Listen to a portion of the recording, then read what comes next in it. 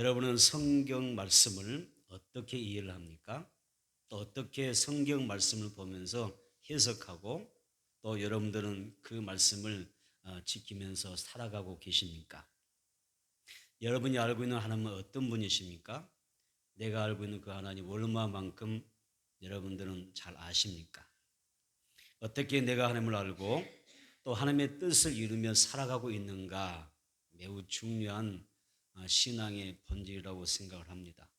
바울은 사람의 지식으로는 하나님이나 또 성경 말씀을 온전히 깨달을 수가 없고 또 하나님의 말씀을 순종하며 살 수 없다. 이 사실을 기억을 했습니다. 깨달은 것입니다. 그래서 하나님 앞에 이 바울이 기도를 합니다. 뭐라고 기도하냐면은 에베소 교회의 모든 성도들에게 지혜와 계시의 영을 부어 주옵소서. 이렇게 기도합니다.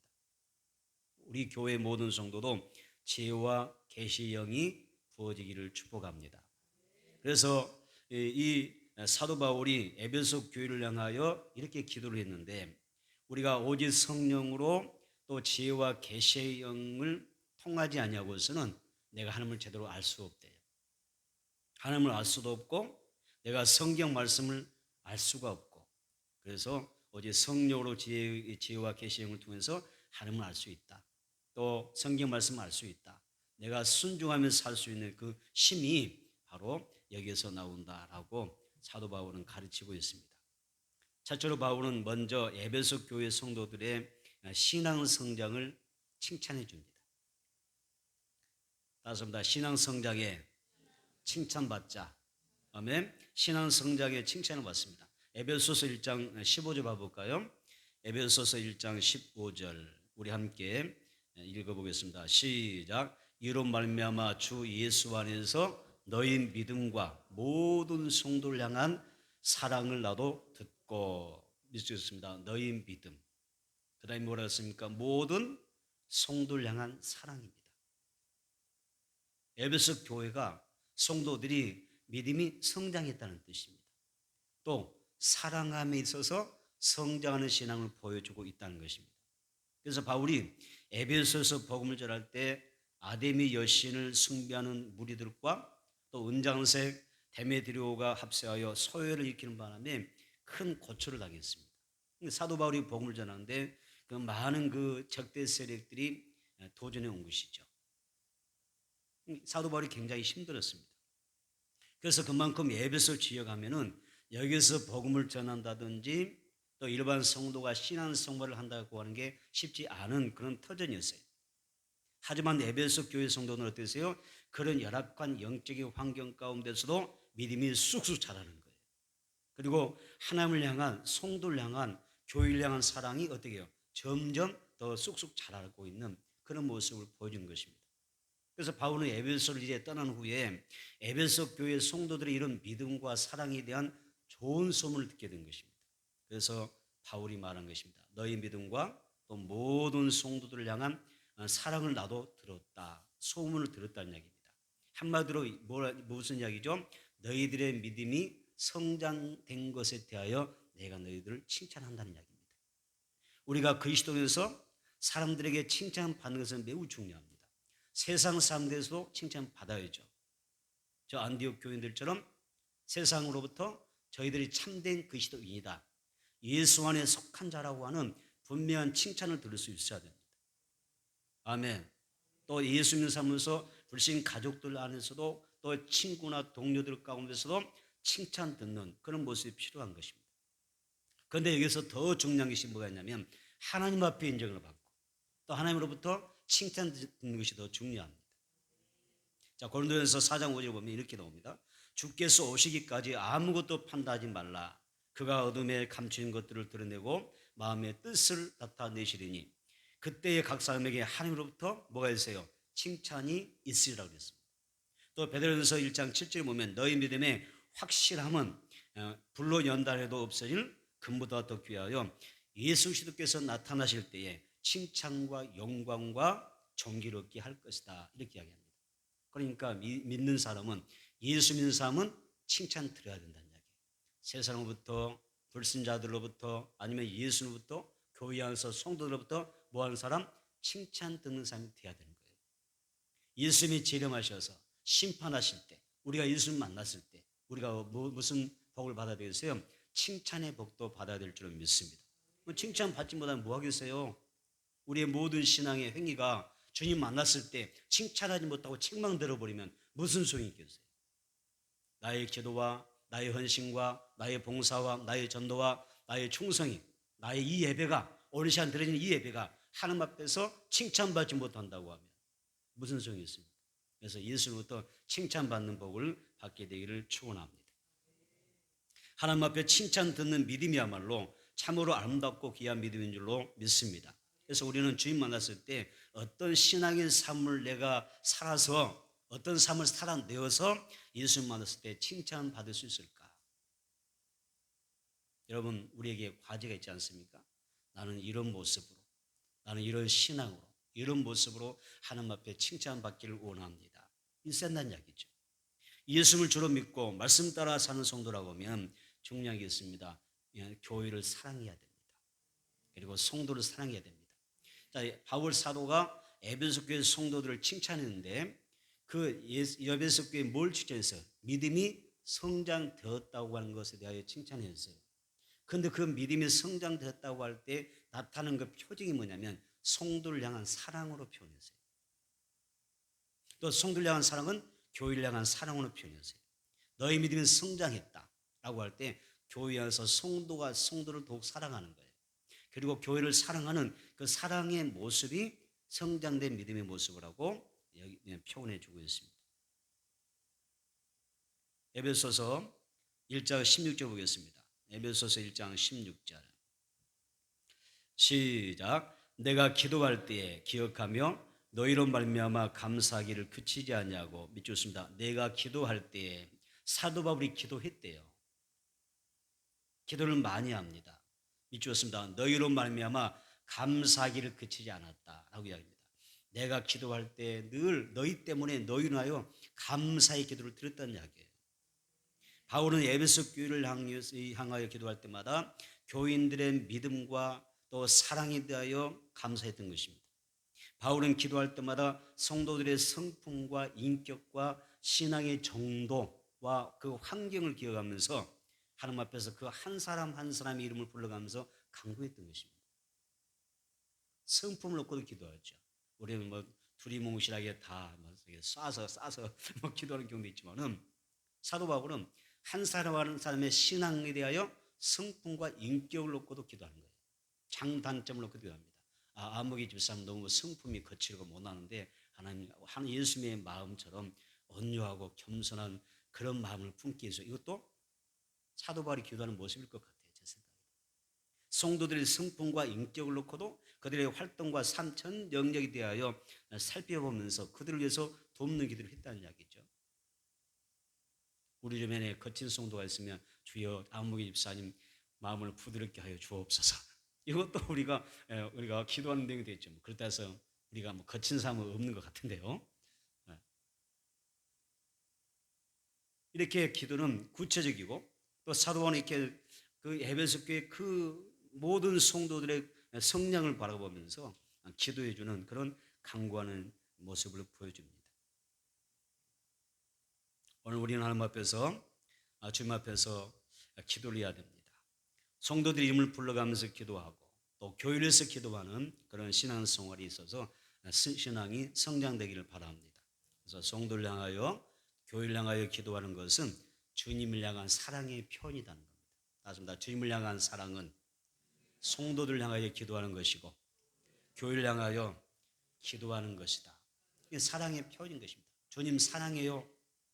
주님 정말 사랑합니다. 교회를 사랑해야죠. 주님 정말 사랑합니다. 하나님의 몸된 뱃속들, 주의 그리스도의 지체들을 사랑하는 거죠. 그게 주님을 진짜 사랑하는 것이죠. 두 번째는 바울이 하나님 앞에 성도를 위해서 기도한 것은 무엇을 위해서 기도했느냐? 지혜와 계시의 영을 달라고 기도합니다. 그래서 에베소서 1장 17절 상반절입니다. 시작. 우리 주 예수 그리스도의 하나님 영광의 아버지께서 지혜와 계시의 영을 너에게 주사. 밑줄 보세요. 지혜와 계시의 영을 너에게 주사. 사도 바울이 굉장히 중요한 기도를 하고 있는 거예요. 교회를 향하여, 성도를 향하여 기도하는데 너무 중요한 기도를 합니다. 따뜻합니다. 지혜와 계시의 영을 우리들에게 부어 주옵소서. 아멘. 내 가족에도 부어 줘야 될 줄 믿습니다. 우리에게 모든 성도 한 사람 한 사람에게 지혜와 계시의 영이 부어지도록 여러분들이 기도해야 됩니다. 사도 바울이 이걸 굉장히 중요하게 여겼어요. 왜냐하면 지혜와 계시의 영을 받지 못하면 하나님을 알 수가 없어요. 또 밝은 마음의 눈을 가질 수가 없어요. 보이지 않아요. 하나님이 보이지 않고 천국이 보이지 않아요. 나와 함께 하시는 예수님, 하나님, 보혜사 성령도 보이지 않아요. 보이지 않습니다.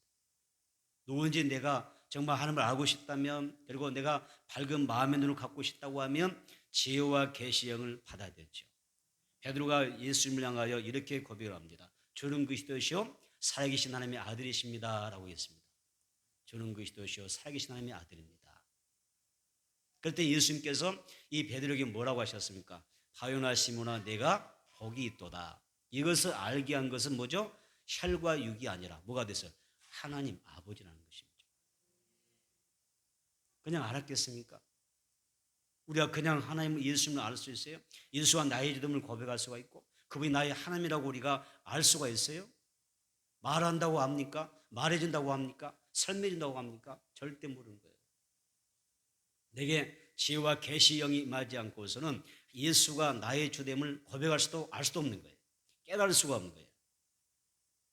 천 시간을 붙잡고 이야기해도 이 사람은 깨달을 수가 없는 거예요. 하나님께서 지혜와 계시의 영을 주셔야만 우리가 그 예수님을 바로 알 수 있다는 것입니다. 진리의 성령께서 임하셔야 하나님의 말씀을 잘 깨달아가는 것입니다. 따라서 성령이 귀 있는 자들에게 하시는 말씀을 들을지어다. 아멘. 그냥 말씀 듣고 깨닫는 게 아니에요. 성경을 천도 만도 한다고 해서 깨닫는 게 아닙니다. 성령님께서 함께 하시고 하나님께서 알게 하셔야 알아지는 것입니다. 우리와 우리의 불신자의 가족들이나 이웃들이 하나님을 알 수 있도록 또 지혜와 계시를 충만히 부어달라고 그래서 기도해야 한다는 것입니다. 매일 성령의 충만함을 위하여 기도해야 됩니다. 성령을 받아야 예수를 구주로 고백할 수가 있고 신앙생활을 해도 정말 기쁘게 할 수가 있습니다. 그러므로 우리는 매일 성령의 기름 부으심을 위하여 기도해야 될 줄 믿습니다. 에베소서 1장 18절 상반절 봅니다. 너희 마음의 눈을 밝히사 그랬습니다. 너희 마음의 눈을 밝히사 몇 줄? 너희 마음의 눈을 밝히사. 여기에서 우리가 지혜와 계시의 영을 받아야 되는 이유가 또 하나 나오는데 우리의 마음의 눈을 밝히기 위해서 성령을 받아야 한다고 말씀하고 있다는 것입니다.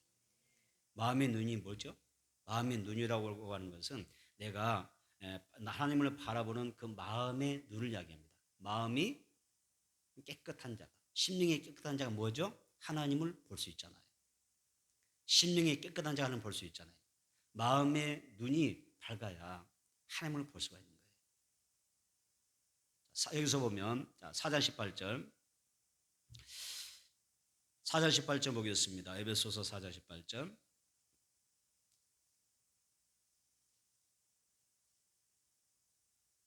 시작. 그들의 청명이 어두워지고 그들 가운데 있는 무지함과 그들의 마음이 굳어짐으로 말미암아 하나님의 생명에서 떠나 있도다. 몇 줄? 청명이 어두워진다. 무지함 밑줄, 마음이 굳어짐. 청명이 어두워지고 무지함과 마음이 굳어짐으로 어떻게 돼요? 사람들이 하나님의 생명에서 떠나게 되더라는 것입니다. 다시 말하면 마음의 눈이 밝혀지지 않으면, 마음의 이 눈이 떠지지 않으면 뭐예요? 청명함이 사라져버려요. 그리고 어리석음이 찾아오는 거예요. 마음이 강팍해지는 것입니다. 그래서 결국은 하나님의 생명에서 이탈하게 된다. 이런 표현입니다. 사람마다 마음의 눈이 어두워지면 어떻게 되느냐? 바로 이 4장 18절 말씀처럼 청명이 어두워진다고 했고 무지함과 마음이 굳어짐으로 하나님의 생명에서 떠나게 되더라는 것입니다. 그래서 우리가 온전히 하나님을 알고 참 생명을 누리려고 하면은 지혜와 계시의 영으로 내가 그 충만히 임재하시, 이 계시의 영이 임하여 어떻게 마음의 눈이 밝아져야 한다는 이야기예요. 여러분 마음의 눈이 밝아지기를 축복합니다. 아멘. 마음의 눈이 밝아져야 돼. 그래야 내가 하나님을 알 수가 있는 거예요. 에베소서 5장 8절 9절 보겠습니다. 에베소서 5장 8절 9절. 에베소서 5장 8절 9절 시작. 너희가 전에는 어둠이더니 이제는 주 안에서 빛이라. 빛의 자녀들처럼 행하라. 빛의 열매는 모든 착함과 의로움과 진실함이 있느니라. 미치겠습니다. 전에는 어둠이었다. 전에는 어둠이었고 이제는 주 안에 빛이라. 믿죠. 에베소 교인들은 성령의 조명하심으로 그 마음의 눈이 밝아져서 하나님을 알아보게 됩니다. 그리고 빛의 자녀로 살아가게 되더라는 것입니다. 성령님이 우리의 예배 가운데 찾아오셔서 우리의 마음의 눈도 밝혀주시기를 축복합니다. 아멘. 밝혀주셔야 돼요. 에베소서 1장 18절입니다. 에베소서 1장 18절 시작. 너희 마음의 눈을 밝히사 그의 부르심의 소망이 무엇이며 성도 안에서 그 기업의 영광의 풍성함이 무엇이며. 믿겠습니다. 자, 뭐라고 했어요? 너희 마음의 눈을 밝히사. 그렇죠? 마음의 눈을 밝혀져야 된다. 눈이 밝아져야 된다. 그래야 부르심의 소망이 보이고 또 성도 안에서 그 기업의 영광의 풍성함이 무엇인가를 알게 되더라는 거예요. 바울은 성도들의 마음의 눈이 밝아져야 될 이유를 세 가지로 여기서 표현했어요. 첫째 뭐냐면 마음의 눈이 밝아져야 부르심의 소망을 알게 된다는 것이었어요. 예수님은 눈이 성하면 온몸이 성하는 것이고 눈이 성치 못하면 온몸이 성하지 않는다고 했어요. 게하시라는 사람이 있습니다. 이 게하시라는 사람인데 아람 군대가 온 성을 포위했잖아요. 포위하니까 어떻게 됐어요? 그 성을 무너뜨리기 위해서 쳐들어오는 적군을 바라보면서 게하시가 굉장히 두려워하고 불안해합니다. 이제 우린 죽었다는 거예요. 망했다는 거예요. 왜 그럴까요? 마음의 눈이 어두워져서 밝지 못해서 주님 하나님께서 우리와 함께 하심에도 불구하고 우리와 함께 하신 하나님을 보지 못했다는 거예요. 그런데 그의 스승이 누굽니까? 그의 스승은 어떻습니까? 여기서 엘리사는 어때요? 아무 걱정이 없어요. 뭐 게하시는 적군이 온 성에 막 포위하고 이 성벽을 무너뜨리려고 하니까 두려워서 벌벌 떠는데 엘리사는 어때요? 꼼짝하지 않고 그냥 편안하게 있는 거예요. 그 차이가 뭐예요? 마음의 눈이 밝은 것입니다. 주님이 우리와 함께 하신다. 주님이 도와주신다. 주님이 지켜주신다. 눈이 떠져 있으니까 그러는 거잖아요. 하나님이 나와 함께 하심을 알기 때문에 오히려 담대할 수가 있었던 것입니다. 혹 여러분들 가운데 어떤 상황에서 어떤 문제 가운데 두려움이 찾아오고 극심한 염려와 불안과 절망감을 내가 가지고 있다고 하면 뭐가 될까요? 내 마음이 뭐하기 때문에? 어둡기 때문에 그런 것입니다. 마음의 눈이 밝아져야 나와 함께 하시는 하나님이 보이고 보혜사 성령이 보여져서 담대하게 살아갈 수가 있습니다. 하나님이 지켜주신다. 하나님께서 인도하신다. 하나님께서 우리에게 승리를 주신다. 아멘. 그런 은혜가 임하는 것입니다. 눈이 밝아졌습니다. 막달라 마리아는 부활하신 예수님이 내 곁에 계시지만은 알아보지 못하고 그냥 슬픔만 합니다. 굉장히 슬퍼합니다. 왜? 마음의 눈이 뭐였기 때문에? 어두워졌기 때문입니다. 그러나 이제 마음의 눈이 확 밝아지니까 어떻게 됩니까? 밝아지니까 어떤 현상이 납니까? 지금 나에게 말씀하신 분이 누구라고요? 아, 이분은 예수님이시구나. 이걸 알게 됩니다. 그때 막달라 마리아가 그때부터 영적으로 막 깨어나서 살아나잖아요. 마음의 눈이 밝아지기를 축복합니다. 주님이 나와 함께 하신 것이 깨달아지기를 축복합니다. 성령 나와 함께 하심을 보시기를 바랍니다. 이것이 마음의 눈이 밝아진 현상입니다. 둘째로 마음의 눈이 밝아져야 그 기업의 영광의 풍성함을 알게 된다고 말씀하고 있습니다. 여기서 그 기업이 뭘까요? 그 성도 안에서 그 기업이 풍성의 영광의 풍성함을 알게 하신다라고 했는데 이때 그 기업은 단순한 기업이 아닙니다. 육신적인 기업이 아니에요. 여기서 말하는 기업은 헬라어로 하나님의 기업을 뜻합니다. 예수 믿는 사람들의 마지막 종착역은 어디죠? 여러분의 마지막 종착역이 어디세요? 지옥입니까? 천국입니까? 천국인 줄 믿습니다. 마지막 종착역은 어디냐? 천국이라는 것입니다. 그래서 그 기업의 영광은 예수님과 함께 영생 복락을 누리는 것이고 천국 생활하는 게 우리의 마지막 기업입니다. 우리의 눈이 밝아져야 됩니다. 그래서 천국의 영광을 소망하면서 우리가 하루하루 힘차게 승리하며 살아가야 될 줄로 믿습니다. 이것이 기업의 풍성함입니다. 영광의 풍성함이라 이렇게 표현하는 것입니다.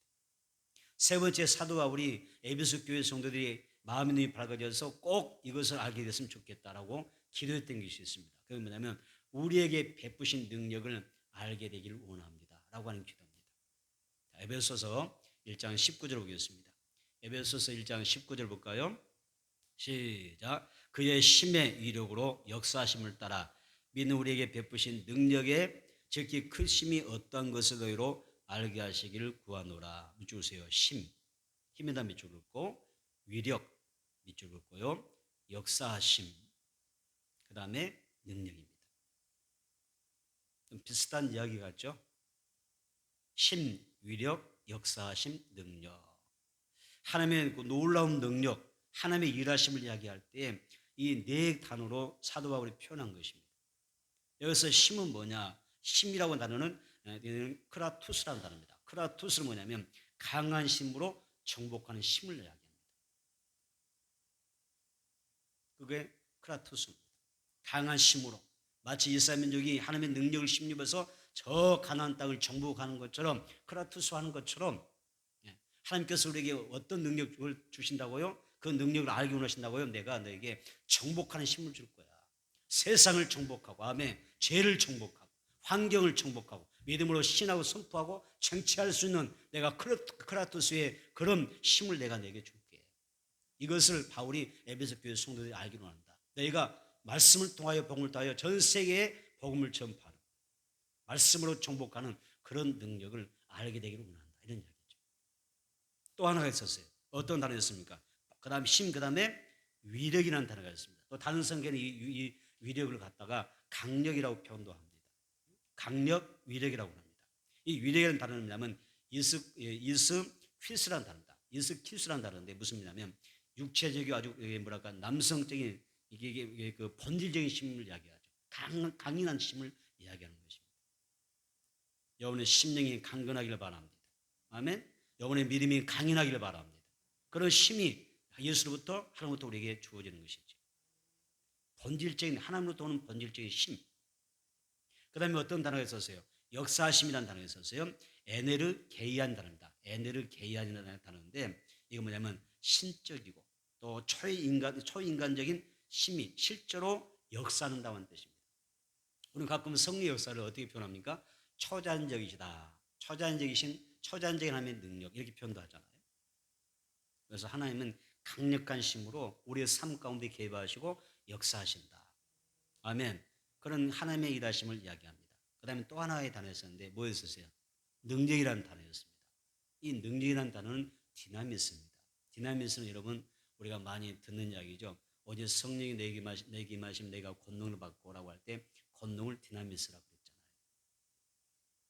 했잖아요. 여기에서 디나미스 그러니까 능력이란 어떤 하나님의 이런 강력한 능력이 있음을 모든 성도가 알기 원한다. 이 디나미스 뭐예요? 죽은 자를 달리 살리시는 하나님의 그 능력, 부활의 능력을 의미했던 것입니다. 그래서 하나님에게는 엄청난 힘과 위력과 역사심과 능력을 가지고 계셔서 우리가 그 하나님을 알고 그 하나님을 신뢰하고 믿고 의존하면 하나님께서 어떻게 하셔요? 내 삶을 그러한 삶으로 인도해 주시고 아멘. 내 삶을 보여주시고 또 승리하도록 우리를 이끌어 주실 줄로 믿습니다. 그래서 사도 바울이 눈이 밝아져야 우리에게 베푸시는 이 하나님의 능력을 우리가 알 수 있다라고 이야기했던 것입니다. 그 다음에 에베소서 1장 20절 봐볼까요? 에베소서 1장 20절. 에베소서 1장 20절 시작. 그의 능력이 그리스도 안에서 역사하사 죽은 자들 가운데서 다시 살리시고 하늘에서 자기의 오른편에 앉으사. 주세요. 그의 능력. 그의 능력, 죽은 자들 가운데서 다시 살리시고 하늘에서 자기의 오른편에 앉히사. 아까 능력이 뭐라고 그랬어요? 디나미스라고 그랬잖아요. 하나님이 이 디나미스라고 하는 능력을 통해서 죽은 자를 살리신다는 거예요. 죽은 자를 살리신다. 죽은 심령을 살리시고, 아멘. 무덤에서 부활의 능력으로 역사하셔서 우리를 살리시는 분이라는 얘기죠. 그래서 이 디나미스의 능력이 우리 가운데 임재하고 그 하나님이 우리와 함께 하시면 죄와 사탄을 이길 수가 있고, 아멘. 세상과 불신앙을 이길 수가 있고 사망 권세를 이길 수 있도록 하나님께서 도와주신다는 것입니다. 또한 내게 그 능력이 임하면, 디나미스의 능력이 임하게 되면 원수를 용서할 수가 있고 포용할 수가 있고 사랑할 수가 있고 내 안에 미움과 시기와 질투를 몰아내고 우리가 온전한 사랑의 사람으로 살아갈 수가 있더라는 것입니다. 오늘 우리들에게 이와 같은 은혜들이 임하기를 바랍니다. 오늘 우리들이 하나님 앞에서 기도해야 될 내용들이 있습니다. 따뜻합니다. 주여, 우리에게 지혜와 계시의 영을 부어주옵소서. 하나님을 알게 하시고 우리를 부리신 소망을 알게 하시고 우리를 위해서 예비하신 기업의 영광에 풍성함을 알게 하시고 하나님의 지키 크신 능력을 깨닫게 하여 주옵소서. 아멘. 그 기도는 항상 해야 돼요. 예, 사도 바울이 그 기도가 너무 중요하다고 알았고 또 에베소 교회 성도들 향하여 하나님이 이런 은혜를 달라고 기도했기 때문에 그렇습니다. 우리가 기도함으로 지혜와 계시의 영을 받고 또 성령의 충만함을 받아서 승리하시길 바랍니다. 2022년도 이제 얼마 안 남았죠. 8월 둘째주입니다. 이제 남으면 얼마나 남았어요? 한 5개월 남았나요? 5개월 남았는데 여러분, 우리가 이 5개월 동안에 우리가 이 성령과 말씀 가운데 살아감으로 더 복되시기를 축복합니다. 더 강건하기를 축복합니다. 더 풍성해지기를 축복합니다. 그리고 하나님 안에서 기쁨이 충만해서 감사와 찬양이 차고 넘치기를 축복합니다. 세 번째는 바울의 관점, 본문에서 바울의 관점은 세상에는 두 종류의 삶이 있대요. 몇 종류의 사람? 두 종류의 삶이 있다고 그랬어요. 그래서 바울의 관점은 딱 이겁니다. 지혜와 계시의 영을 받은 사람과 또 지혜와 계시의 영을 받지 못한 삶이 있다라고 이야기합니다. 지혜와 계시의 영을 받은 사람은 어떤 삶을 살아갈까요? 실제로 내 삶 속에 살아 역사하시는 하나님을 생생하게 경험하며 교제하며 살아가는 것입니다. 또 천국이 실제로 존재하고 있음을 분명히 알기 때문에 그 사람은 어때요? 내게 주어진 그 시간을 나의 내세를 위하여 나의 영혼의 때를 위하여 준비하며 살더라는 것입니다. 어리석은 자가 되지 마세요. 슬기로운 다섯 처녀가 되세요. 아멘. 슬기로운 다섯 처녀가 되세요. 지혜와 계시의 영을 받은 사람은 준비하는 삶을 사는 거예요. 준비하는 삶을 사는 거예요. 실제적인 하나님의 교제 가운데 있는 거예요. 반대로 지혜와 계시의 영을 받지 못한 사람은 어떤 삶을 살아갈까? 무엇보다도 그들은 하나님과의 단절을 갖게 됩니다. 하나님을 모르고 천국도 모르기 때문에 인생을 어떻게 살아요? 낭비하면서 화랑방탕하며 살아가는 것입니다. 그래서 이 땅의 피로와 내 육체의 욕구를 채우기에 인생을 급급하게 살아가는 것입니다. 바쁘게 살아갑니다. 여러분, 그렇게 바쁘게 살 필요는 없어요. 부진하게 살아도 바쁘게는 살지 마세요. 바빠서요 이러면 안 돼요. 왜 예배 못 나오셨어요? 바빠서요. 이러면 안 된다는 이야기예요. 부진하게 살면 좋은데 바쁘게 살면 안 돼요. 그렇게 바쁘게 살 필요가 없어요. 시간은 하나님의 것입니다. 아멘. 날들도 하나님의 것입니다. 내 것이 없습니다. 여러분 지혜와 계시의 영으로서 성령으로 충만하기를 축복합니다. 그래서 하나님을 바로 알고 하나님과 더불어서 내가 참 교제를 누리면서 살아가는 것이 중요합니다. 오늘 여러분들의 예배가 참 교제가 일어나기를 축원합니다. 에베소서 1장 17절 보겠습니다.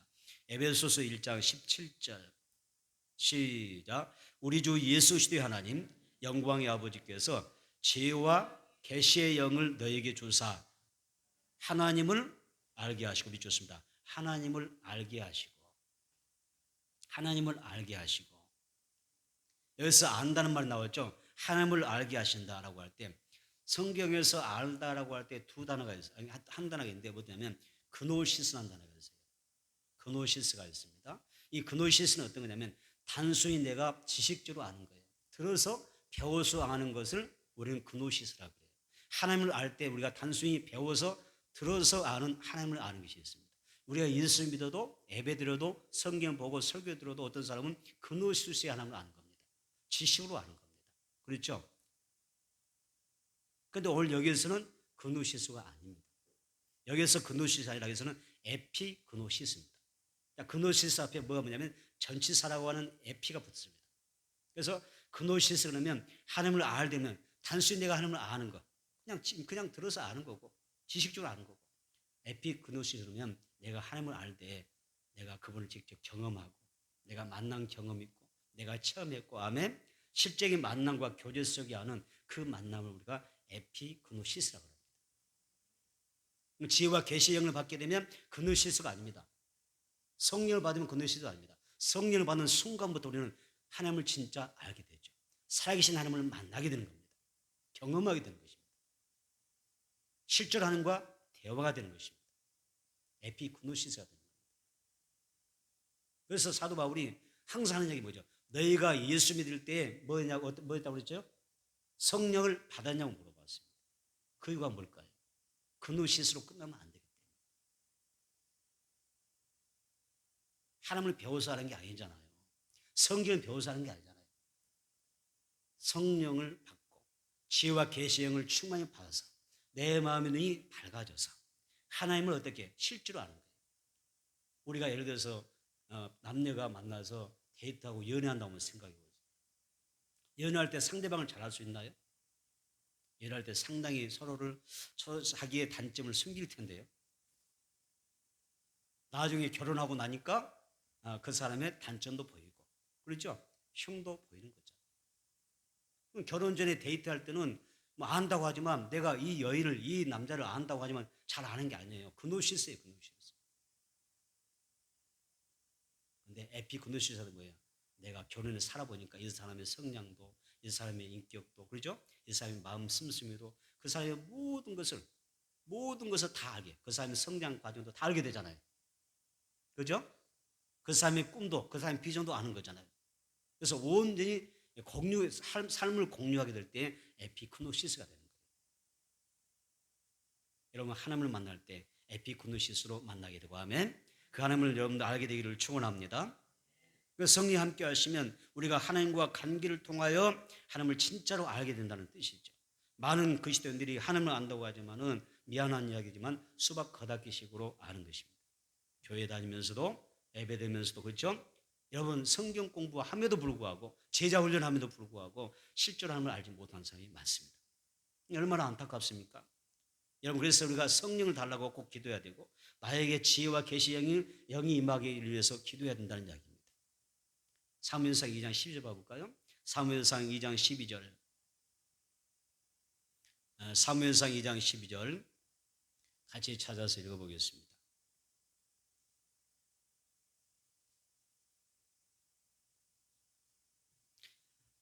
사무엘상 2장 12절 같이 읽어봅니다. 시작. 엘리 아들들은 행실이 나빠 여호와를 알지 못하더라. 자, 밑줄 엘리 아들들은 여호와를 알지 못하더라. 엘리 대제사장은 예배자입니다. 그렇죠? 엘리는 대제사장이고 예배자잖아요. 예배를 돕는 자죠. 그 아들들인 엘리 아들들도 뭐예요? 예배를 돕는 자들입니다. 자, 이 아들들 한번 생각해 보세요. 엘리 대제사장의 아들들은요 성전에서 태어났어요. 그리고 성전에서 자랐습니다. 그래서 언론으로 말하면 교회에 대하여 성경에 대하여 모르는 것이 하나도 없습니다. 교회 생활에 대하여 다 깨뚫고 있습니다. 그런데 가장 중요한 문제가 뭡니까? 하나님을 모른다는 거죠. 에피그노시스가 안 된다는 것입니다.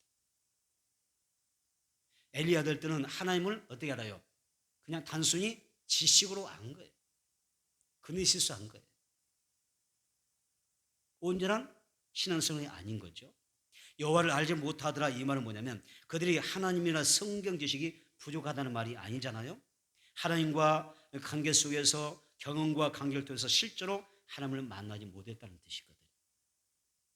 지혜와 계시의 영을 받지 못하면 우리가 교회 안에서 열심히 살아도 하나님과의 실제적인 만남이 없는 그런 삶을 살 수밖에 없다는 것입니다.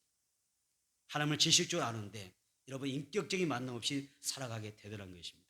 이런 경우에 이 사람이 정상적인 진정한 신앙생활을 한다고 말할 수가 없다는 이야기입니다. 여러분 진정한 성도 되기를 원합니다. 참 신자 되기를 원합니다. 진짜 성도 되기를 원합니다. 아멘. 진짜 성도가 됩니다. 살아있는 영적 예배자가 되어야 되는 것입니다. 마태복음 7장입니다.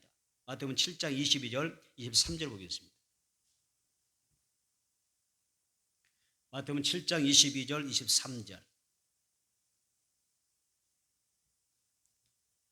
시작. 마태복음 7장입니다. 22절 23절 시작. 그날에 많은 사람이 나더러 이르되 주여 주여 우리가 주의 이름으로 선자 노릇하며 주의 이름으로 귀신을 쫓아내며 주의 이름으로 많은 권능을 행하지 아니하나이까 하리니 그때 내가 그들에게 밝히 말하되 내가 너를 도무지 알지 못하니 불법 행한 자들아 내게서 떠나가라 하리라.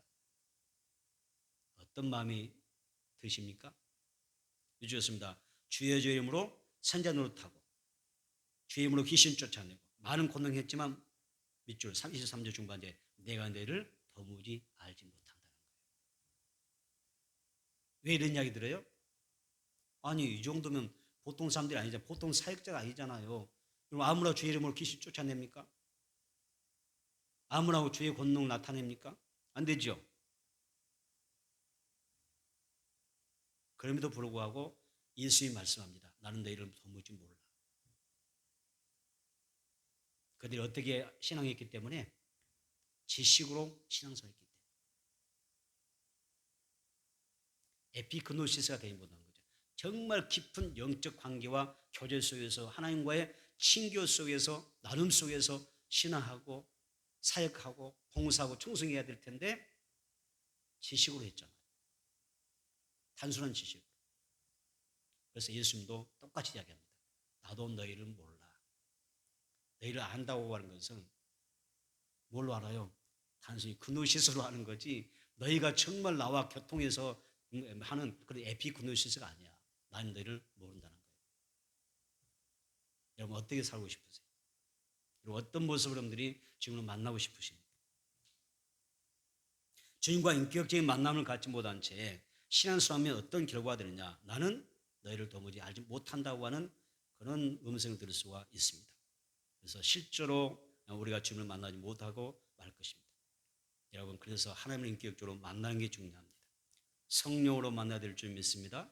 또 지혜와 계시의 영으로 충만히 부음받고 우리가 인격적으로 하나님을 만나는 그런 신앙생활을 해야 됩니다. 그런 삶이 영생도 보장받는 것입니다. 성령의 사람은 하나님을 알고 예수님을 알기 때문에 절대 하나님을 떠날 수가 없습니다.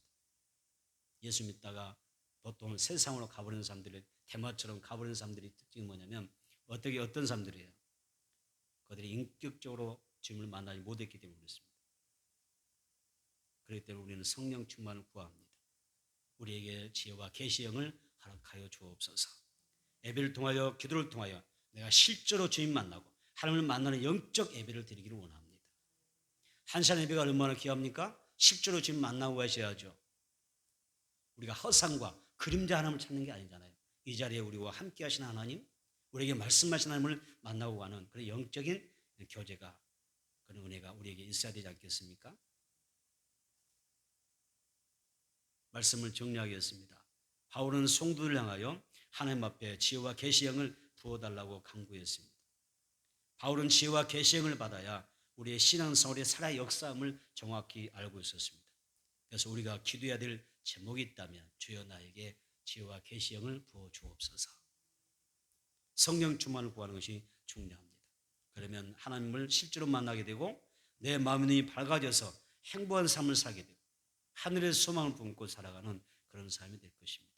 또한 우리가 지혜와 계시형으로 충만히 받게 되면 우리가 더 영적으로 충만해져서 여러분들이 풍성한 그런 기업을 바라보면서 살아가는 은혜가 함께할 줄로 믿습니다.